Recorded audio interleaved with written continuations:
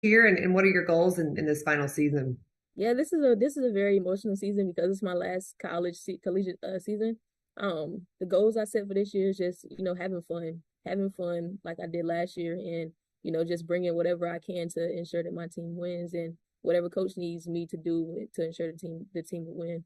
I'm just excited about what this last year can bring for me. Last year was a great season, but I'm hoping that we could this season can be even better than last season.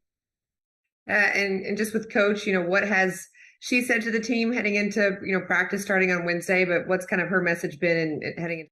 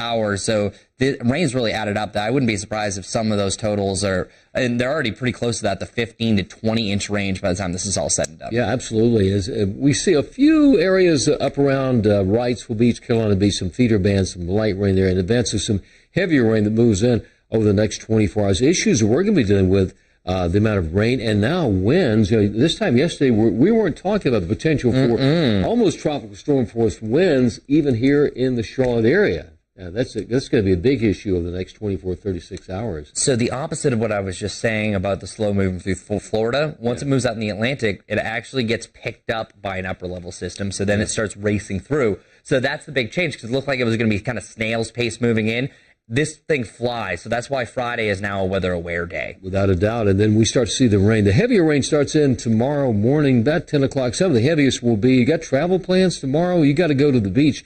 You got to go anywhere at coastal, Charleston, Wrightsville, Carolina, Myrtle Beach. It's going to be just masses of rainfall, and that just tracks into our area, especially around noontime tomorrow. Look at that. This is noon to 4 heavy bands. This is where we see a lot of heavy rain and potentially some flash flooding in some areas. So I think the biggest change in the forecast that we saw yesterday, we're seeing indications of this, that I think the worst of the weather really starts Friday afternoon and goes until the early morning hours of Saturday. And then Larry will show you the reason why. There you go. See that spin right there. 7 a.m. That's crazy. That's right. And that's a long time. You're probably wondering what happened to the rain. Well, it's called the dry slot. So sometimes dry air gets sucked back in. So at least that limits the rain. But the winds, this is insane. That's pretty dramatic when you see this. In fact, if you go down into areas in South Carolina, around to Lancaster, Chesterfield County, Marlborough County, they have tropical storm watches in effect. But look at some of these wind gusts over 50 miles an hour in places like Albemarle. Even in Charlotte, we're looking at wind gusts well over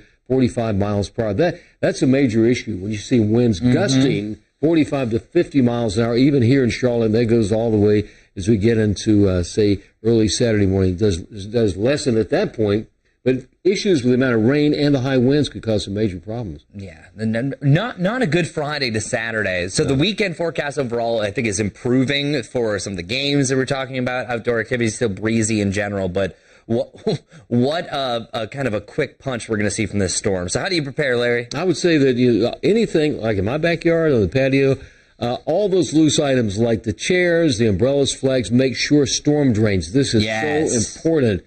John Wendell was talking about this yesterday when they talked to him about make sure your storm drains are cleared out, downspouts are clear. And with the amount of rain we're going to get and some of those trees possibly coming down, that means power outages right there, Chris. So have the phones charged and make sure you got plenty of batteries for that. And it could be a big issue. But there you go. You mentioned the fact 2 weather days in a row. I don't recall that this any time lately, right? Yeah, well, not for actual, because we've had this for heat advisory early in the year, but not for actual storm system. So this is the first back-to-back weather-aware days, but you could almost call it a weather-aware day and a weather-aware night. Because I think it's really Friday and Friday night that we're seeing the worst of the conditions. And then Sunday, even though we have a chance of rain, I think it should be okay for the game. And then by Wednesday of next week, we're back to sunshine and temperatures in the low 70s. Although the average high is 79 this time of the year. Chris, all day yesterday you were working on the fact that there are some track comparisons between Hurricane Charlie and Hurricane Ian. Yeah. If you forgot about Charlie, that was in the big storm system that tracked across central Florida. Near Tampa, actually. Yeah, and it's eerie that you usually don't see this much of a similarity. Now, there are some big differences. So Ian is going to go down in history as one of the worst storms, but so was Charlie. And they both made landfall pretty much in the same spot. Look at right there, around the Fort Myers area. It was actually Cayo Costa is the exact landfall location. 150 mile per hour is the exact range at landfall. Pressure difference only by 1 millibar. And now Charlie did happen in August compared to September, obviously, for Ian, but they both happened within 40 minutes of each other, at least the time in the clock, 3:45 versus 3:05. Now, the big difference was Charlie raced through Florida about 7 hours to dump 7+ inches of rain. We already saw that we've had up to 7 to 15 inches of rain across Florida. So more rain, a higher storm surge. I think Ian overall is going to take the cake as far as the effects for Florida over widespread damage. I've been seeing some totals of rain, maybe up to 2 feet of rain. Insane. Just all the information is coming in, but that's fascinating right there for weather. And I actually have that right here where we had some estimates here. And now this is just a tool that picks up on the rain, and there's going to be some higher bars, but I just clicked around, and you're seeing at least a foot from pretty much where it made landfall northeast of Port Charlotte, and then the second coming south of Daytona Beach, and that's actively raining there right now. That is when you look at that Daytona Beach, because that is more recent, the storm moving in there. So that's just massive amounts of rainfall around Daytona Beach. We're going to see more storm totals anywhere from Fort Myers, Sarasota, Tampa. Luckily, the Tampa Bay area dodged the big bullet, although they got a lot of heavy rain, high winds as well. And then, the water, the storm surge, this was the opposite. It came in, went back out, and never came back. It was. I'm not sure if you've seen this. Do a Google search. Go on Twitter. Tampa Bay had no bay. It's gone. It was incredible. The strength of this had, like, Ida last year reversed the Mississippi River. Now this storm took away Tampa's Bay. So back-to-back years we've had legendary storms. Hopefully this is it for the 2022 season, because this one is devastating. So many things going on, but we'll be here, and obviously if you're with us, Chris will be back at 11:30. Brad here at 4 o'clock, and then all day tomorrow, and then Saturday. So you're here Saturday morning. I'm here Saturday morning, which isn't as bad as what we're looking at. But I think really, like you say, the main thrust of this is going to be especially Friday afternoon, Friday night, early Saturday morning. So I think as people go to bed Friday night, the wind is going to be howling. Yeah. Make sure your phone is charged. Larry brought this up because if you lose power, the good chance of that happening on Friday night. If you have somewhere to go, you don't want to be late. You don't want your phone to die. At least it's a weekend, right? At least it's the weekend for a lot of you. And then we always like to end with a be safe. And, of course, we'll continue to keep you updated. Yeah, that's Wake Up Charlotte for today. We'll be back with more. Keep it right here at WCNC Charlotte. Have a great day.